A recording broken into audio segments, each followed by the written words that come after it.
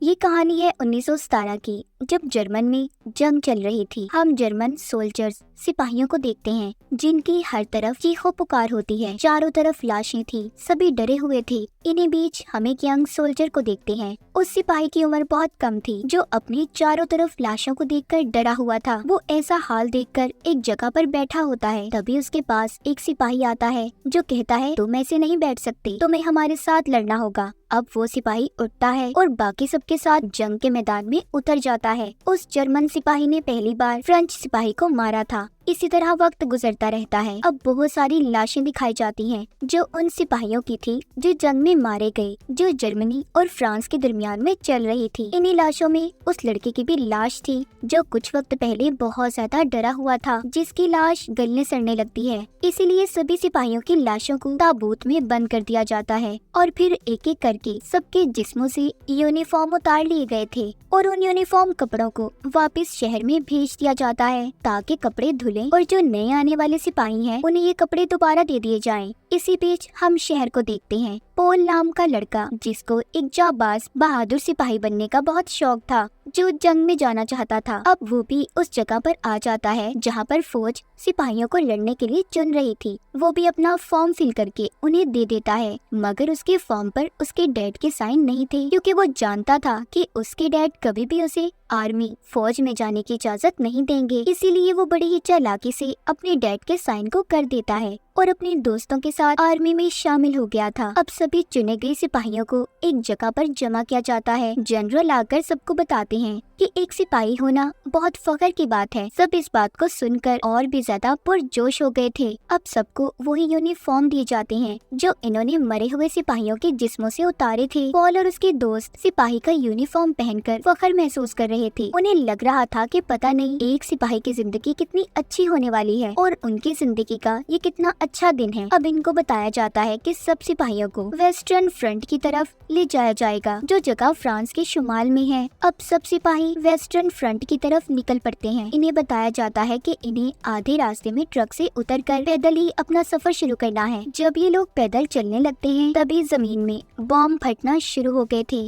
जो कि फ्रांस के सिपाहियों ने छुपाए थे। ये सब नीचे लेट जाते हैं। इन्हें बताया जाता है कि जल्दी से अपने मास्क पहन लो, क्योंकि इन पर गैस का भी हमला हो सकता है जो कि खतरनाक गैस है जिससे मौत हो सकती है। सब अपने मास्क पहनने लगते हैं। इसी दरमियान पॉल देखता है कि उसका साथी जिससे मास्क नहीं पहना जा रहा था, पॉल उसकी जब मास्क पहनने में मदद कर रहा था तो अपना मास्क पहनने में उसे देर हो जाती है। इसी बात पर उसका सीनियर उस पर चिल्लाता है और कहता है कि देखो, किसी दूसरे की मदद तब करना जब तुम पहले अपना मास्क पहन लो। इसके बाद ये सब आगे बढ़ते हैं। जब ये बेस पर पहुँचते हैं तो वहाँ का बहुत बुरा हाल था। बेस पानी से भरा हुआ था। सबको कहा जाता है कि यहाँ से इन्हें पानी निकालना है। अब ना तो इनके पास कोई बाल्टी थी और ना ही कोई और सामान, इसीलिए सब अपने हेलमेट उतारकर पानी निकालने लगते हैं। यहीं पर पॉल की मुलाकात एक आदमी से होती है जो उसे यहाँ के हालात के बारे में बताता है। उधर उसका एक दोस्त जो यहाँ पर आकर ऐसे हालात देखकर बहुत ज्यादा परेशान हो गया था, वो पॉल से कहता है कि मैं नहीं जानता था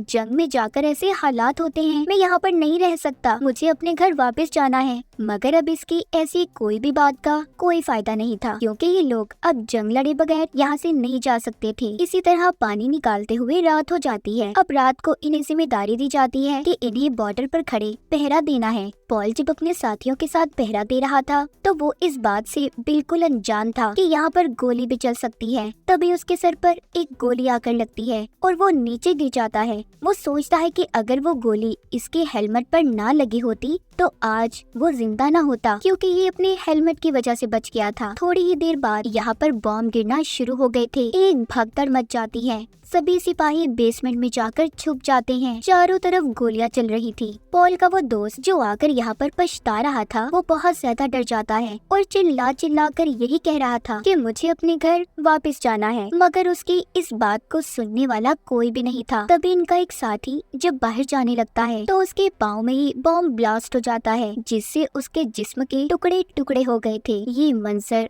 बहुत ही भयानक था, जिसे देखने के बाद सब लोग अब और भी ज्यादा डर गए थे। बॉम्ब भी फटने शुरू हो जाते हैं। इससे अब सबको ये लगने लगा था कि बेसमेंट गिरने वाला है, इसीलिए जितनी जल्दी हो सके इन्हें अपनी जान बचाकर यहाँ से निकलना होगा। सब लोग अब निकल जाते हैं पर पोल नहीं जाता। कुछ ही देर में बेसमेंट गिर जाती है। अब सबको ये लग रहा था कि पोल उस बेसमेंट में दबकर मर गया। जब सुबह को सिपाही आकर लकड़ियाँ हटाते हैं तो पोल अभी भी जिंदा था। फिर ये पोल को बाहर निकालते हैं और एक जगह पर बिठा देते हैं। उसके सामने फिर से वही आदमी आता है जो इसको यहाँ पहली बार मिला था, जिसने इसे यहाँ के बारे में सारी जानकारी दी थी। वो जानता था कि पोल भूखा होगा, इसीलिए वो उसे खाने के लिए एक रोटी का टुकड़ा देता है। अब यहाँ पर एक सिपाही आता है जो पोल से कहता है कि तुम ऐसे फारिग नहीं बैठ सकते। जितने भी सिपाही मर गए हैं उन सभी के बैचेस को इकट्ठा करो जिन पर उनके नाम लिखे हैं, ताकि हम उनकी फैमिली को इत्तला कर सकें। पॉल जब सभी सिपाहियों के बैचेस को इकट्ठा कर रहा था तो इसे अपने दोस्त का चश्मा भी मिलता है, जो दोस्त बहुत ज्यादा डरा हुआ था। जब पॉल थोड़ा सा आगे जाता है तो उसे उसकी लाश मिलती है, जिसे देखकर पॉल फूट फूट कर रोने लगा था। मगर वो ये जानता था कि वो ज्यादा नहीं रो सकता, इसीलिए अपने काम को पूरा करने लगता है। वक्त ऐसे ही गुजर रहा था। अब जो सिपाही मर गए थे उनके बैचेस से एक ऑफिसर उनके नाम की रजिस्टर पर एंट्री कर रहा था और जाकर अपने सीनियर ऑफिसर को इन सब के बारे में बताता है, जिसका नाम मैथियस होता है। वो ऑफिसर कहता है, सर 40,000 से ज्यादा सिपाही मारे गए हैं, हमें ये जंग रोक देनी चाहिए वरना पता नहीं क्या होगा। मैथियस उसकी बातें सुनकर सोच में पड़ गया था कि आखिर इस जंग को रोके तो कैसे। मैथियस अब अपने सब बड़े सीनियर ऑफिसर्स को बुलाता है और मीटिंग शुरू कर देता है। उधर पॉल और उसकी टीम को अब एक जगह से दूसरी जगह भेजा जा रहा था, एक दूसरे बेस पर, जहां इन्हें और भी सिपाहियों के साथ रहना था। उधर जाकर इन्हें पता चलता है कि पास ही एक फार्म है जहां से पॉल और उसका एक साथी बत्तख को चुरा कर ले आता है और पकाकर मजे से खाते हैं। इन्होंने इतना अच्छा खाना बहुत दिन बाद खाया था और फिर सभी शाम के लिए बैठे आलू छील रहे होते हैं कि तभी इन्हें बेस के पास से जाते हुए कुछ फ्रेंच लड़कियां दिखाई देती हैं जो बहुत ही ज्यादा खूबसूरत थी। पॉल का एक साथी उनके पास जाकर उन्हें अजीब सा डांस दिखाता है ताकि उन्हें इम्प्रेस कर सके और उनके साथ ही चला जाता है। फिर थोड़ी देर बाद सबके घरों से लेटर आते हैं जो सब में बांटे जा रहे थे। पॉल का साथी जिसको पढ़ना लिखना नहीं आता था वो पॉल के पास आता है और उसे अपना लेटर पढ़ने के लिए देता है, जिससे पॉल को पता चलता है कि उसकी एक वाइफ और बच्चा था, मगर बच्चा किसी बीमारी की वजह से मर गया। रात भी हो जाती है। रात को इनका वही साथी आ गया था जो लड़कियों के साथ गया हुआ था। वो आकर इन्हें सारी कहानी सुनाता है और साथ ही उन लड़कियों का एक रुमाल दिखाता है जो वो अपने साथ ले आया था। सुबह को इनको इत्तला मिलती है कि 60 और सिपाही आने वाले हैं, मगर वो अभी तक इनकी बेस पर नहीं पहुंचे थे। सबको अब फिक्र होने लगी थी, इसलिए पॉल सभी सिपाहियों को लेकर उन्हें ढूंढने निकल पड़ता है कि आखिर वो लोग गए तो गए कहाँ पर।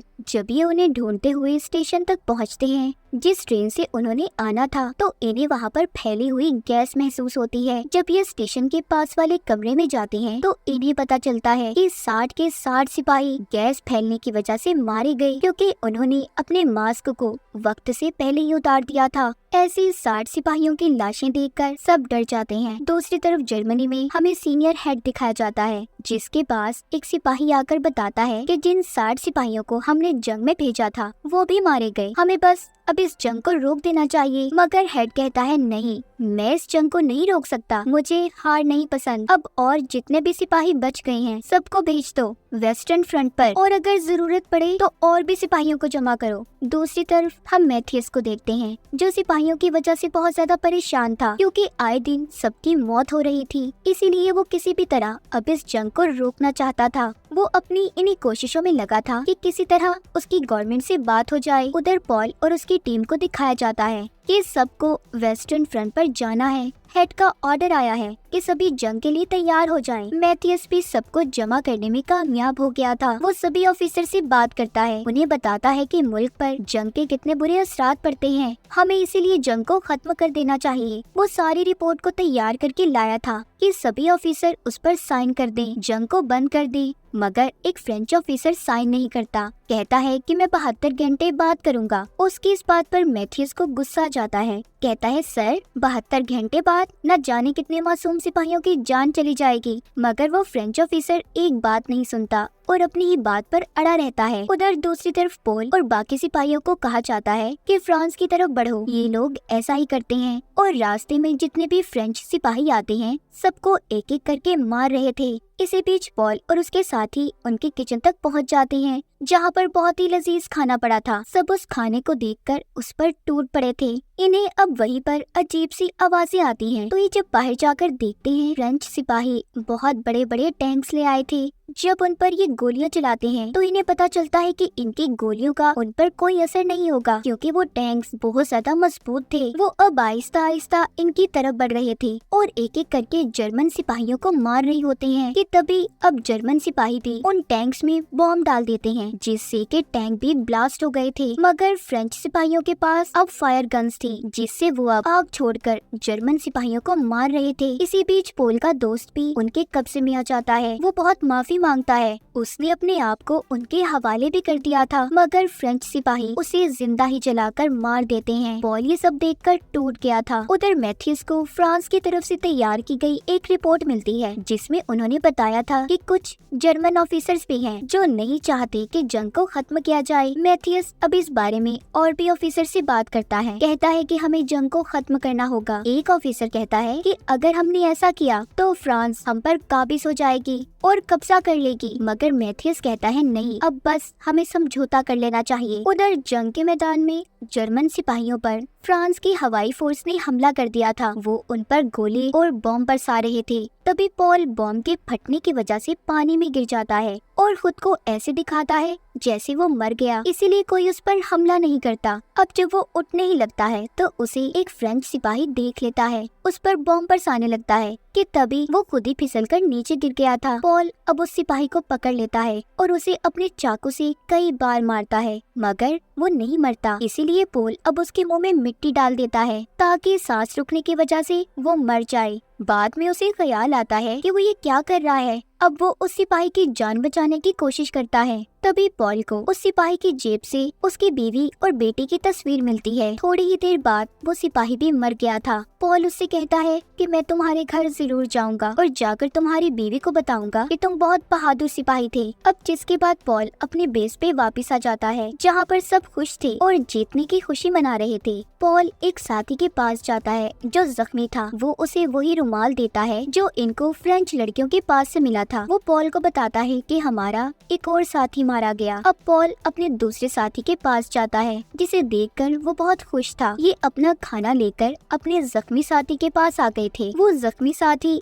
जिसने चोरी छुपे इनसे कांटा फोक चुरा लिया था और अपनी गर्दन में मारने लगता है, क्योंकि वो जानता था कि वो जिंदा नहीं बचेगा, इसलिए उसने खुद को ही मार लिया था और थोड़ी ही देर बाद दम तोड़ देता है। पॉल का दूसरा साथी उसे बताता है कि मैंने सुना है जंग खत्म होने वाली है। पॉल कहता है अच्छा, पर मुझे तो ऐसा नहीं लगता। उधर मैथ्यूस को दिखाया जाता है, जिसने सभी जर्मन ऑफिसर से जंग खत्म करने की इजाजत ले ली थी, मगर फ्रांस उन पेपर्स पर साइन नहीं करते और कहते हैं कि जंग अभी 6 घंटे तक और चलेगी। इसी तरह सुबह हो जाती है। हम पॉल को देखते हैं जो अपने साथी के साथ फॉर्म पर जाता है ताकि ये वहाँ से एक बार फिर कुछ चुरा कर अच्छा सा खा सके। पॉल उस फॉर्म के अंदर जाता है, जबकि उसका साथी इसका बाहर खड़ा पहरा दे रहा था, मगर उन्हें किसान के बेटे ने देख लिया था, जो पॉल के साथी को गोली मार देता है जो उसके पेट में लगी थी। पॉल अपने साथी की वजह से परेशान था और कहता है लाओ मैं तुम्हारी गोली निकाल देता हूँ। उसका साथी कहता है नहीं, तुम मुझे बस एक सिगरेट दे दो और मुझे बेस पर ले जाओ, वहीं पर मेरा इलाज हो जाएगा। पॉल भी ऐसा ही करता है। जब ये अपने साथी को लेकर जा रहा था तो रास्ते में ये सिपाहियों से भरी गाड़ी देखता है जो बहुत खुश थे क्योंकि जंग अब खत्म हो चुकी थी। पॉल उनसे मदद मांगता है, मगर कोई भी इसकी मदद नहीं करता।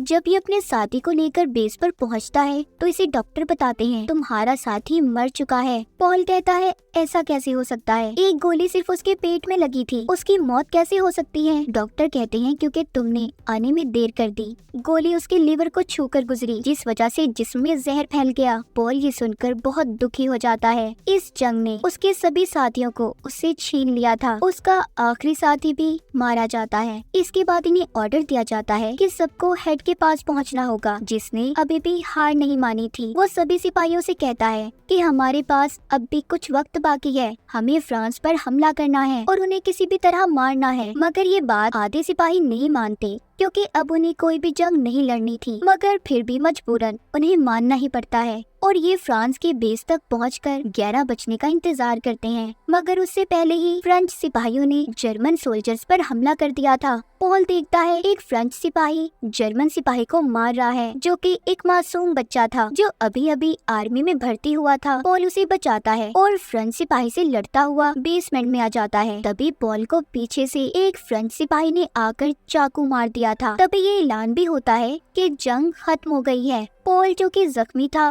वो आहिस्ता आहिस्ता आगे बढ़ता है ताकि जंग के बाद का नजारा देख सके। वो बाहर आ गया था और बाहर आकर गिर जाता है। वो लड़का जिसकी जान पॉल ने बचाई थी, उसको एक ऑफिसर आकर कहता है कि सभी मरे हुए सिपाहियों के बैचेस को इकट्ठा करो। तभी उस लड़के की मुलाकात फिर से पॉल से होती है, जो अब मर चुका था। उसके हाथ में वही रुमाल था जो उसे उसके जख्मी साथी ने दिया था। वो लड़का पॉल के हाथ से रुमाल लेकर अपने गले में डाल लेता है ताकि वो सारी जिंदगी पॉल को याद रख सके उसने उसकी जान बचाई थी। तो ये थी कहानी पॉल की, जिस बेचारे को ये लगा कि सिपाही बनने के बाद उसकी जिंदगी खुशहाल हो जाएगी, मगर वो ये नहीं जानता था कि उसे किन मुश्किलात का सामना करना पड़ेगा। और ऐसे ही हमारे बहुत से बहादुर सिपाही हमारे बॉर्डर पर खड़े हैं, जो अपनी जानों को खतरे में डालकर हमारी जान की हिफाजत कर रहे हैं। और इसी के साथ इस फिल्म की कहानी भी यहीं पर खत्म हो जाती है।